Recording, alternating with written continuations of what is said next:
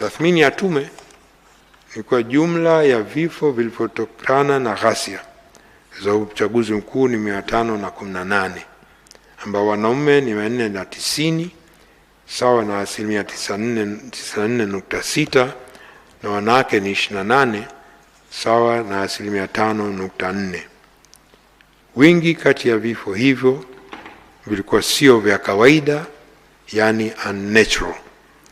Vifo vya kawaida sio kisheria, vifo sio halali, sio unlawful. Kifo unlawful ni mahakama peke yake ndio kinakibaini, lakini kwa upimaji na sheria ya uchunguzi wa vifo inatambua vifo ambavyo sio vya kawaida, unnatural, na sheria nchi nyingi ni hivyo hivyo. Kuna vifo vya kawaida, uzee, vifo unnatural sio vya kawaida, ndio vilivyobainika hivyo. Mkoa wa Dar es Salaam ulikuwa na vifo vingi zaidi, ikiwa ni zaidi ya vifo 182, kifuatia na Mwanza 90, Mbeya 80 na Arusha 53. Kati ya vifo hivyo 818, 21 vilikuwa vifo vya watoto. Katika kundi hilo 15 walikuwa watoto wenye umri kati ya miaka 15 na 17, 4 walikuwa umri kati ya miaka 7 na 10, na 2 umri chini ya miaka 5.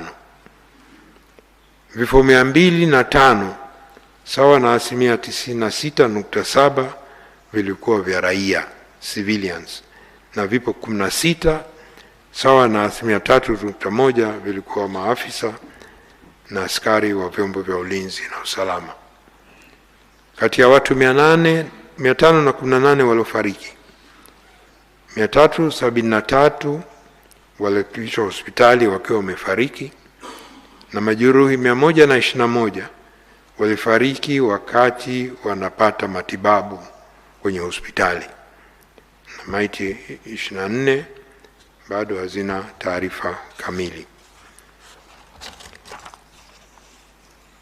Kati ya maiti 518, maiti 480 sawa na 92.7 zilitambuliwa na kuchukuliwa na familia zao. Mheshimiwa Rais, kwenye uchunguzi wa maiti postmortem chini ya sheria ya uchunguzi wa vifo wenye mashaka ulifanyika katika hospitali mbalimbali za rufaa Dar es Salaam na huko mikoani. Uchunguzi huo zilifanyika dhidi ya maiti 260.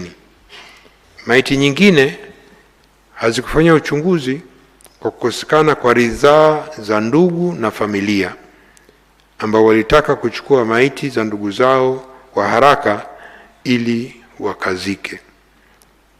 Kati ya maiti 260 zilizofanywa uchunguzi, nyingi zilibainika kuwa na majeraha ya kutobolewa na vitu vyenye ncha kali na kuvunjika katika sehemu mbalimbali za mwili.